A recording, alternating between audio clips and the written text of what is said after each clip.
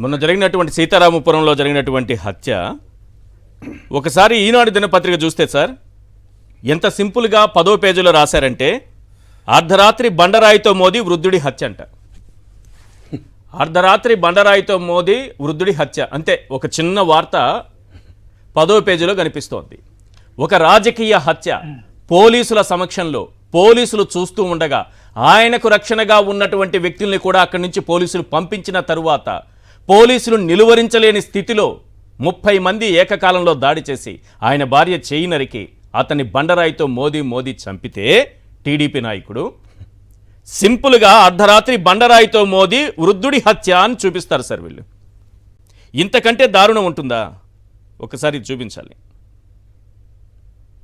ఒక్కసారి చూపించండి. బండరాయితో మోదీ వృద్ధుడి హత్య అంట.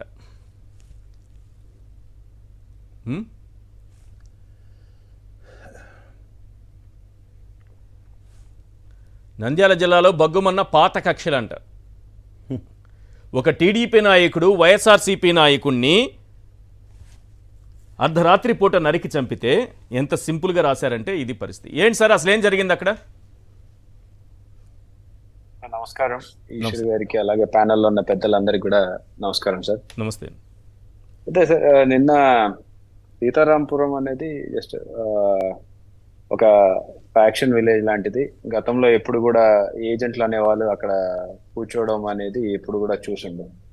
కానీ ఈ ఎలక్షన్ లో ఈ పిల్లలు యంగ్స్టర్ అంటే సుబ్బరాయుడు గారి కుమారులు కావచ్చు, లేకపోతే అక్కడ ఇంకా కొంతమంది యువకులు తిరుగుబడి ఎలా ఎల్లప్పుడూ ఒకరి కింద మేము బ్రతకలేమో అని చెప్పేసి వారు బయటికి వచ్చేసి మన వైఎస్ఆర్సీపీ పార్టీకి మద్దతు పలకడం, జగన్మోహన్ రెడ్డి గారికి అలాగే మా చిన్నాన్న శిల్పా చక్రపాణి రెడ్డి గారికి మద్దతుగా వాళ్ళు మనకి ఏజెంట్లుగా ఈసారి కూర్చోవడం అనేది అక్కడ జీర్ణించుకోలేనటువంటి పరిస్థితి. ఎందుకంటే ఎప్పుడు కూడా వన్ సైడెడ్ గా రిగ్గింగ్ చేసుకుంటూ దాదాపు 1000 ఓట్ల వచ్చే విలేజ్ లో 1000-1200 ఓట్లు మెజార్టీ వచ్చే విలేజ్ లో ఈసారి కేవలం 112-14 ఓట్ల మెజార్టీ వచ్చింది అనేది మన ఉనికి మనం కోల్పోతున్నామే.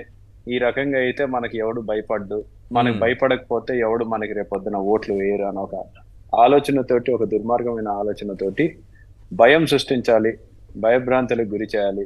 ప్రజలు మనల్ని చూస్తేనే భయపడి మళ్ళీ మనం చెప్పినట్టుగా వినాలి అన్న ఒక ఆలోచనతోటి ఈరోజు ఆ కుట్ర, ఆ ఒక హత్య జరిగిందని చెప్పడానికి అక్కడ ప్రజలే సాక్ష్యం. ఇక్కడ దీంట్లో నిజంగా బాధాకరమైన విషయం ఏంటంటే ఇంత పెద్ద హత్య జరిగితే కూడా దీని ఏదో చాలా సింపుల్ అంటే ఒక సామాన్యమైన ఇన్సిడెంట్ లాగా దీన్ని కొట్టిపాడేయడం చూస్తూ ఉంటే ఎవరో దొంగలు గుడిసెల్లో దూరి దొంగిలించుకొని పోతూ ఉంటే వృద్ధుడు కర్ర తీసుకొని వాళ్ళని వెంబడిస్తే వాళ్ళు ఏదో అనుకోకుండా అతన్ని కొట్టి చంపి పారిపోయినట్టుగా సింపుల్ గా రాసేశారు. చాలా అంటే అసలు అంటే ఒక మనిషి ప్రాణానికి విలువ ఇంతేనా? అసలు ఒక మనిషిని ఇంట్లోంచి లాక్కొచ్చి రాత్రి 12 గంటలకి ఇంట్లోంచి లాక్కొచ్చి భార్య కాపాడనీకి అడ్డొస్తే ఆమెని కూడా నరికి ఆమె దాని మీద చనిపోయినాడా లేదా అని చెప్పేసి మళ్ళీ చెక్ చేసుకొని చనిపోకపోతే మళ్ళీ బండరాయి తీసుకొచ్చేసి ఆయనని మోదీ హత్య చేసి దాని తర్వాత అక్కడ ఇంకొకటి అంటే మీకు సుబ్బరాయుడు కాకుండా సుబ్బరాయుడు ఒక్కడే కాదు, ఇంకొక 2-3 ఇళ్ళ మీద కూడా అక్కడ దాడి జరిగాయి. దాంట్లో మరొక వృద్ధుడు, ఆయన కూడా 60 సంవత్సరాల పైగా ఉన్న వ్యక్తి 4 సంవత్సరాల క్రితం ఆయనకి ఏమంటారు బ్రెయిన్ లో ఒక బ్రెయిన్ స్ట్రోక్ వచ్చి ఆయనకి మాటలు పడిపోయినాయి, కరెక్ట్ గా నిల్చోలేడు. అటువంటి వ్యక్తిని కూడా 4 సంవత్సరాల క్రితం బ్రెయిన్ స్ట్రోక్ వచ్చి మాట్లాడలేని వ్యక్తి, నిల్చోలేని వ్యక్తిని కూడా కింద పడేసి కొట్టి హింసించి, ఆడోళ్ళని కొడితే వాళ్ళు కడుపు చూపిస్తా అంటే అసలు కడుపు మొత్తం నల్లగా అయిపోయేసి వాసిపోయి, అంటే ఆడోళ్ళని కొట్టడం అంటే మేము ఎప్పుడు కూడా రాయలసీమలో నిజంగానే ఇందాక అన్నట్టుగా ప్రసాద్ గారు అన్నట్టుగా ఎప్పుడు కూడా ఆడోళ్ళ జోలికి పోరు, పిల్లల జోలికి పోరు అనేది ఉండేది. అసలు ఈ ఫ్యాక్షన్ అనే విశ్వ సంస్కృతి దాదాపు రాజశేఖర రెడ్డి గారి హయాంలో 2004లో ఆయన దగ్గరుండి కృషి చేసి చర్మగీతం పాడించి అందరినీ ఈ రోజు ఊర్లలో ప్రశాంతంగా బతకగలుగుతున్నారు. తిరిగి ఈ రోజు మళ్ళీ ఫ్యాక్షన్ వైపుకి ఈ ప్రభుత్వం తీసుకెళ్లడం చూస్తుంటే నిజంగా మాకు కూడా చాలా బాధ అనిపిస్తుంది. 5 సంవత్సరాలు మేము కూడా అధికారంలో అక్కడ పోలీసులు ఉన్నారు కదా సార్, ఈ హత్య జరుగుతున్నప్పుడు అక్కడ పోలీసులు ఉన్నారా? ముందే సమాచారం ఉందా?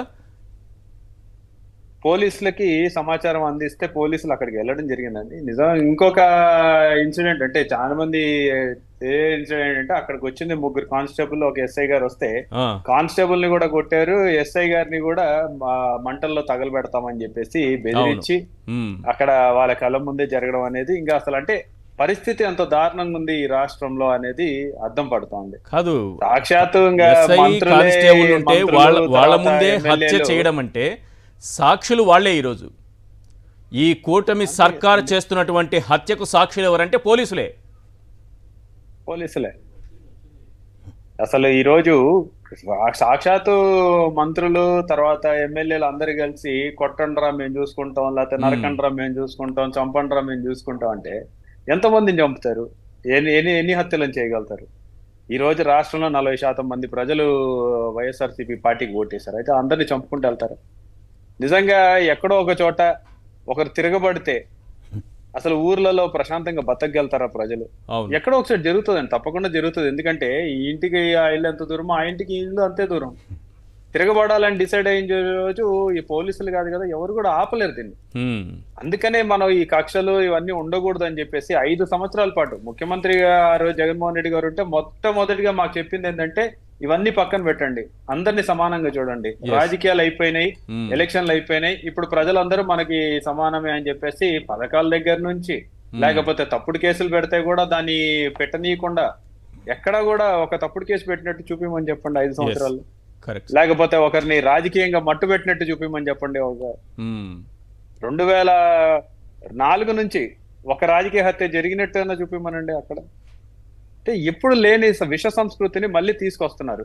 ఉమ్, ఈ గ్రామంతో ఆగదు కదా, పక్క గ్రామాలకు అంటుకుంటాయి, మళ్ళీ అక్కడి నుంచి ఇంకోటి. దాన్ని ఒకసారి పెంచి పోషించిన తర్వాత ఇది మన చేతుల్లో అంటే ఆపడానికి మన చేతుల్లో ఉండదండి.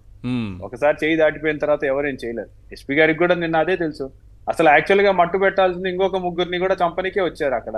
ఉమ్, వాళ్ళు అక్కడ లేకపోవడం తోటి వాళ్ళు బతికిపోయారు. అవును. ఈ రోజు అంటే ఇంకా వాళ్ళు లేరు కాబట్టి వాళ్ళ ఇంట్లో ఆడవాళ్ళని కొట్టిపోయింది. ఇంట్లో ఆడవాళ్ళని కొట్టిపోవడం అనేది నిజంగా ఇంకా అంటే ఆలోచించుకోవాలి. మరి ఇంకా తెలుగుదేశం నాయకులు ఏమని చెప్పి ప్రజలకి ఏం మాట చెప్పేసి వాళ్ళ అధికారంలోకి వచ్చారో ఈ రోజు వాళ్ళు ఏం చేస్తున్నారు అనేది కూడా ప్రజలు కూడా గమనిస్తున్నారు. ఈ శ్రీనివాసరెడ్డి 2 నెలలు అయింది. 2 శ్రీనివాసరెడ్డి నెలల్లో ఇప్పటి వరకు ఇన్ని దొరకలేదా సార్ హత్యలు, పోలీసులకి? ఇంకా ఇప్పటికైతే దొరకలేదు సార్. ఆ, దొరుకుతాడా అసలు పోలీసులు? పోలీసులు ఏం యాక్షన్ తీసుకుంటారో ఎలా యాక్షన్ తీసుకుంటారో కూడా చూడాలి. ఉమ్, నిన్న వెళ్ళి మేమందరం అయితే రిప్రజెంటేషన్ ఇచ్చాము, ఒకటే పోలీసులు చెప్పాము, తెలిసే పెట్టారా, తెలియకుండా ఈ పెట్టారా సంస్కృతి ఉమ్, ఉమ్, సో దాదాపు అంటే మేము ఒకటే చెప్పాను సార్, 5 సంవత్సరాలు చూసుకోండి. మేమేమైనా తప్పుడు కేసులు ఒకరి మీద పెట్టినట్టు కానివ్వండి, లేకపోతే ఒక Right. రాజకీయ హత్య జరిగినట్టు కానివ్వండి, లేకపోతే విష సంస్కృతిని పెంచి పోషించినట్టు కానీ Right. వైఎస్ఆర్సీపీ ప్రభుత్వం చేసినట్టు కానీ మీరు చూపిస్తే రైట్, నిజంగా మేము కూడా యాక్సెప్ట్ చేస్తాం. కానీ Right. ఆ సంస్కృతి లేదు. ఈ రోజు కొత్తగా మళ్ళీ ఆ సంస్కృతిని తీసుకొస్తున్నారు. రైట్.